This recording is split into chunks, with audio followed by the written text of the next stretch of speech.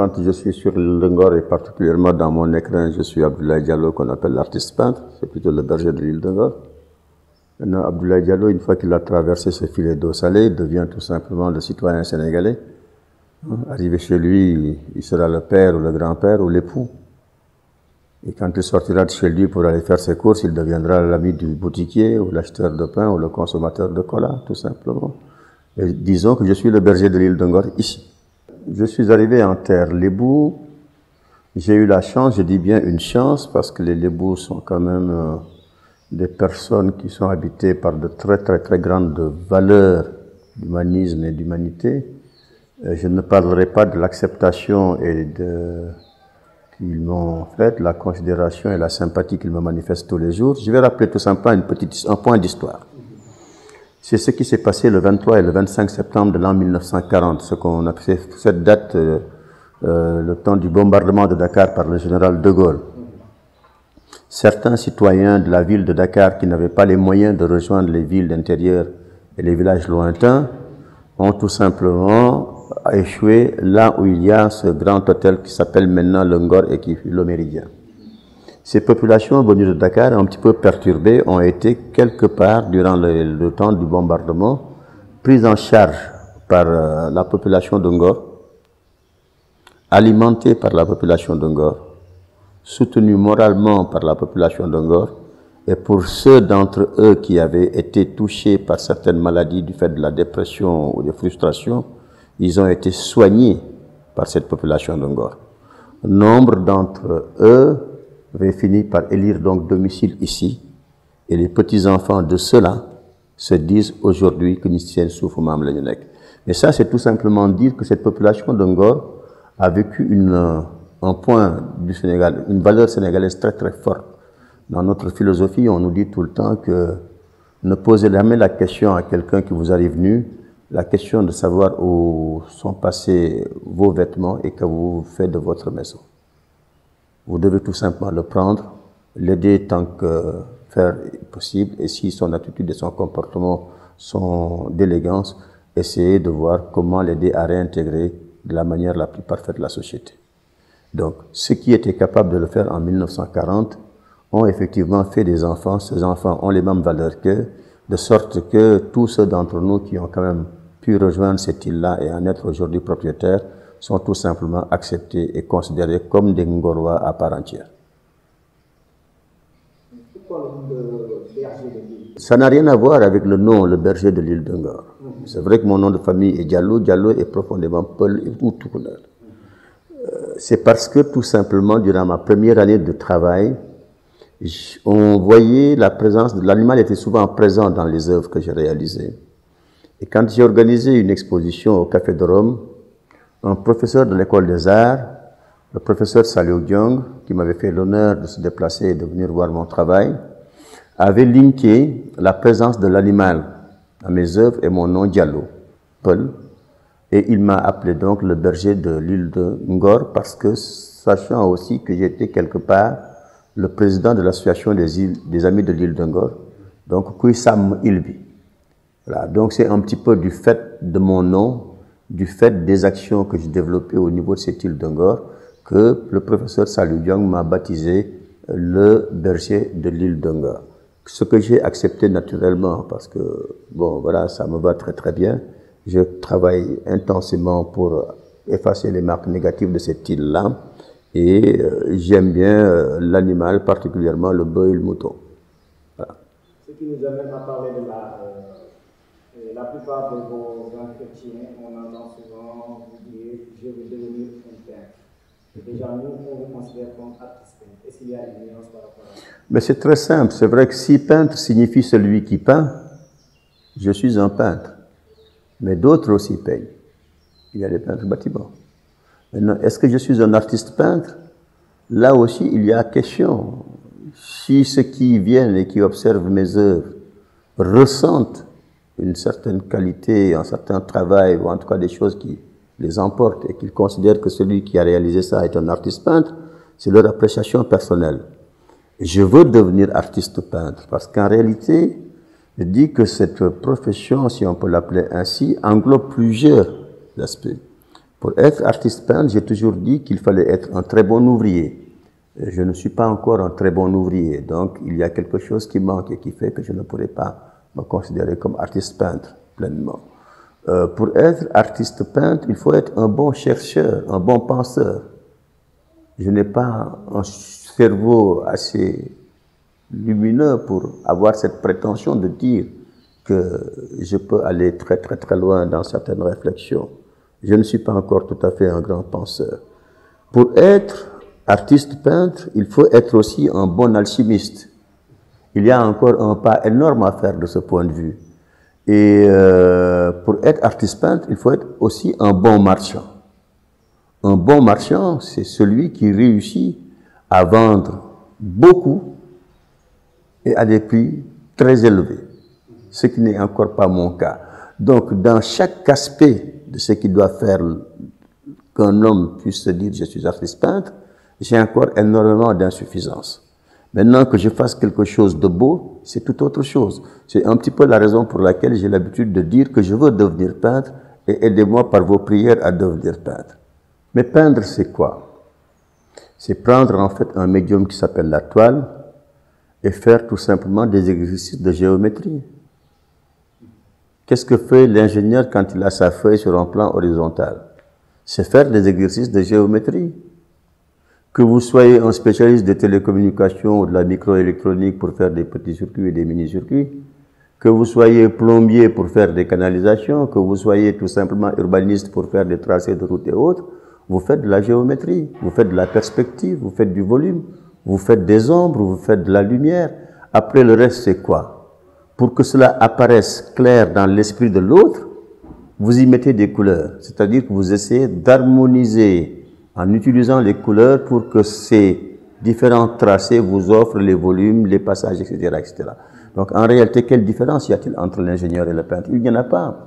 D'autant que si on pousse la réflexion, l'ingénieur, c'est quoi? C'est celui qui sait lire les problèmes de sa société et qui leur propose des solutions à ces problèmes-là. Le peintre, il ne fait rien d'autre que cela. Il lit les problèmes de sa société, les problèmes de l'humanité, et par son médium, par le pinceau, il va écrire. Maintenant, c'est clair que ce qu'il écrit, du fait tout simplement de la minorité de personnes dans ce monde qui est intéressée, est quelque part un petit peu moins accessible aux citoyens lambda. Mais ce n'est que de l'écriture. Ce que j'ai fait ici, c'est l'équivalent d'un résumé peut-être de 3 ou 4 ouvrages que j'ai parcourus dans ma vie et qui traitent de voilà, d'une humanité qui va ou vers l'apothéose ou vers l'apocalypse. Il n'y a rien, il n'y a aucune différence entre l'ingénieur et l'artiste peintre. Quel a été votre tableau le plus cher? Le tableau le plus cher, je ne le connais pas parce qu'en réalité, pour l'instant, je n'ai pas vendu. La première année, c'est vrai que j'ai joué en faisant une expo chez moi. Une amie France Gall est passée. Elle m'a dit, écoute Abdoulaye, ça c'est à moi, ça c'est à moi, ça c'est à moi. C'était 6 toiles. Et je lui ai dit en plaisantant que France, tu sais que je suis très cher. Elle m'a dit que je m'en fous. Elle est partie, elle m'a envoyé un chèque quand elle a reçu les œuvres. Mais en réalité, c'était pas le chèque qui était important. Ce qui était important, c'est qu'à côté du chèque, elle m'avait offert un coffret de sa vie avec Michel Berger, ce qui était beaucoup plus important pour moi que l'argent qu'elle me donnait.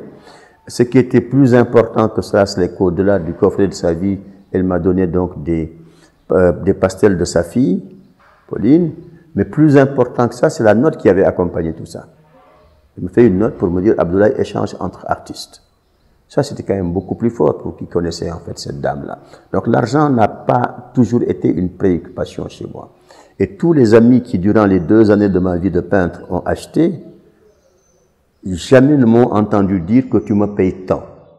Ils viennent, ils sont intéressés par telle œuvre, je leur laisse en réalité me faire le chèque correspondant et ils partent avec ou on leur fait livrer. Je n'avais pas envie de vendre. Mais non, ça fait quand même 6 années que je peins.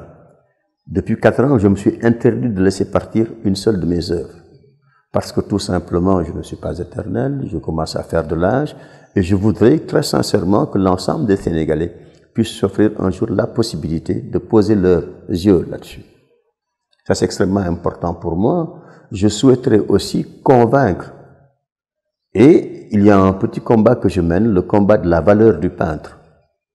je ne sais pas, je ne peux pas accepter que tierces personnes qui viendraient de je ne sais où du monde puissent se payer le toupet de dire que celui-là il vaut X et que l'autre vaut X plus multiplié par 3, ou celui-là vaut tout simplement X moins 10, etc., etc. La valeur, nit moo koy jox boppam.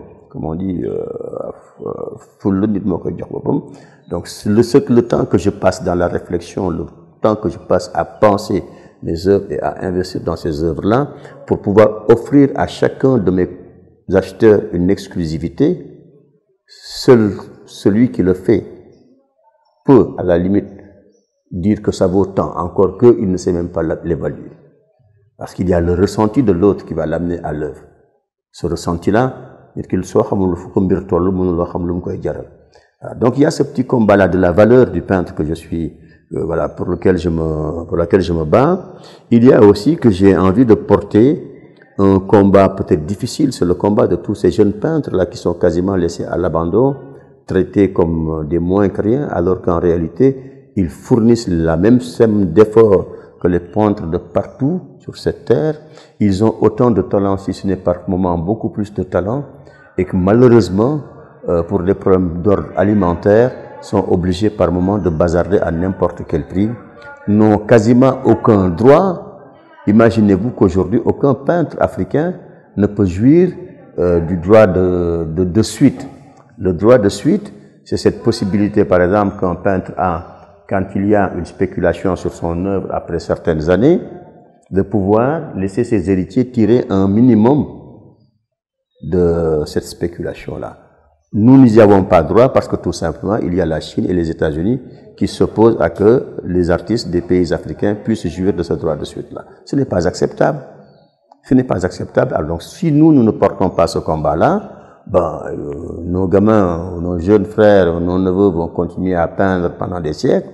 Des fripouilles viendront ici se présenter sous le nom de collectionneurs pour leur prendre un petit peu une somme de leur travail, en leur interdisant de communiquer autour. Et qui sait, peut-être que demain, sans scrupule, c'est d'autres peintres, d'autres pays qui vont effacer des signatures et qui vont les signer, parce que malheureusement, là aussi, par leur faute cette fois-ci, ils ne se donnent pas le temps de créer ce qui est essentiel sur une œuvre et qui doit rester invisible, c'est-à-dire l'ADN de l'œuvre, avant de passer donc à montrer ce qu'ils ont envie de montrer. Nous allons revenir dans votre dernière création, Imo Matisse. Là, vous avez évoqué pas mal de craintes par rapport à la société d'aujourd'hui et demain, notamment les puces, la question de la sexualité. Est-ce qu'on peut revenir là-dessus? Bon, c'est pas tout à fait. L'Imo Matisse est une partie de l'œuvre globale. L'œuvre globale s'intitule « Quelle humanité pour demain ?» Bon, il est évident que traiter d'un sujet aussi vaste, c'est quand même un petit peu de prétention, une dose de culot, etc. Alors, j'ai voulu traiter tout simplement de cette œuvre-là en 3 parties. Donc, c'est une œuvre que vous voyez là par terre. Les 2 parties sont ici. Donc, la deuxième partie, donc, qui fait 4 mètres, c'est la partie que j'ai appelée une planète qui s'emballe pour le pire, l'Imo Matisse, pour reprendre un petit peu l'expression de Youssou Ndour, Xale yaa ngi jooy mag ñi leen tiitaloon l'Imo Matisse. Donc, c'est un petit peu la deuxième partie de l'œuvre dans sa globalité que je suis en train d'ailleurs de rafraîchir ici. La première partie de l'œuvre traite de l'ère de l'accélération simultanée, c'est-à-dire la loi du marché, la loi Moore et les problèmes liés donc au changement climatique. Une troisième partie, et c'est la partie à mon avis la plus intéressante, qui parle d'une société dite de confiance et une société d'entraide. Donc apprendre à pardonner et partager. Bon, c'est très simple. Là, je suis arrivé à traiter en fait de ce sujet parce que vous n'êtes pas sans savoir que pour la prochaine biennale, le thème, la partie internationale de cette biennale-là est une nouvelle humanité. Et dans sa partie off, le thème suggéré, c'était « Je suis le rouge », expression empruntée à Aimé Césaire, expression tirée de sa pièce de théâtre qui s'intitule « Et si les chiens se taisaient ». Donc voilà. Moi, je me suis tout simplement dit que traiter d'une nouvelle humanité, je ne vois pas, parce qu'en réalité, aujourd'hui, le monde, en général, nous propose plusieurs formes d'humanité. Donc, ce qui me paraissait normal, c'était de faire d'abord l'inventaire de tout ce qui nous est proposé. De bien, de mauvais, et essayer de voir s'il n'y avait pas lieu que l'on invite les différents peuples à se poser pour essayer de voir quelle dimension morale donner à une certaine science. Donc voilà, je suis parti donc de la première partie qui s'appelait l'ère de l'accélération simultanée pour expliquer un petit peu l'effet de la loi dite de Gordon Moore. Moore, c'est celui qui, il y a 10 ans environ, avait suggéré que l'on multiplie les puissances des ordinateurs par 2 tous les 2 ans. Cela signifie quoi? C'est amplifier donc un petit peu les puissances des logiciels et des réseaux. Cela signifie quoi? C'est doter l'homme d'un potentiel de créativité assez énorme, mais tout aussi énorme, un potentiel de destruction. Et aujourd'hui, nous le ressentons parce que ce potentiel de destruction, c'est ce que les terroristes utilisent parce qu'allant recueillir un petit peu l'information un petit peu dans ces serveurs-là, à temps réel, et donc, selon la stratégie du moustique, pouvoir piquer à tout moment sans que l'on s'en rende compte. Le terroriste, on ne le voit qu'une fois qu'il est parti et il a accompli son forfait. Donc, c'est un petit peu ça que j'ai voulu recenser. J'ai parlé naturellement sur cette deuxième partie de l'œuvre, donc de l'identification de l'homme par la radiofréquence, de quelques points qui touchent un petit peu les agressions faites sur les enfants, parce qu'on a tout le temps tendance à à parler de protection de l'enfance, alors qu'on sait que dans certains pays du monde, il n'y a pas longtemps, il y a moins de 2 ans aux États-Unis, des adultes sortaient, marchaient pour dire qu'une gamine de 4 ans avait le droit de se faire changer de sexe, c'est-à-dire le problème des transgenres s'est posé, ce que j'ai trouvé inacceptable. D'autres grandes personnalités de cette terre ont pendant un moment dit qu'une fille à 12 ans pouvait disposer de son corps, ce qui pouvait laisser penser qu'on allait tout droit vers la dépénalisation de la pédophilie. Et bon, naturellement, avec ce chirurgien italien, je ne sais d'où il me sort d'ailleurs, qui avait tenté la greffe de la tête, heureusement qu'il ait échoué parce que pendant 2 ans, il nous avait gonflé en disant qu'il allait couper la tête à 2 vivants malades pour tenter cette greffe, alors que le reste du monde lui disait que c'était pas possible parce qu'on ne peut pas greffer une moelle épinière. Bon, bref, il a tenté sur des sujets, sur les cadavres. Donc voilà, il est dans l'autosatisfaction, mais tenter sur 2 cadavres est différent quand même de tenter sur 2 humains. Donc ça, c'est déjà un problème. L'autre problème, c'était la consommation de l'urine humaine suggérée par un certain pays de la Terre. Pire que la consommation de l'urine humaine, on voit aujourd'hui ce même pays légaliser la consommation d'embryons humains.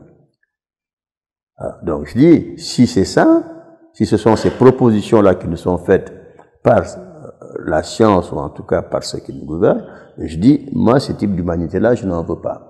Maintenant, il y a des effets extrêmement positifs que la science nous offre.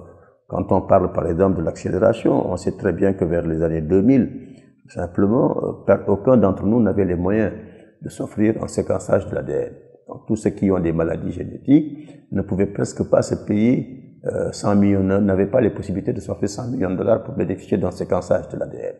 Aujourd'hui, on sait que le séquençage de l'ADN coûte moins de 1000 dollars, par conséquent un petit peu plus accessible à ces malades atteints de problèmes donc génétiques. Ça, c'est quand même très, très, très important. On voit aussi, il suffit de prendre l'exemple de certains pays qui enregistraient plus de 80 000 morts par an sur leur propre route.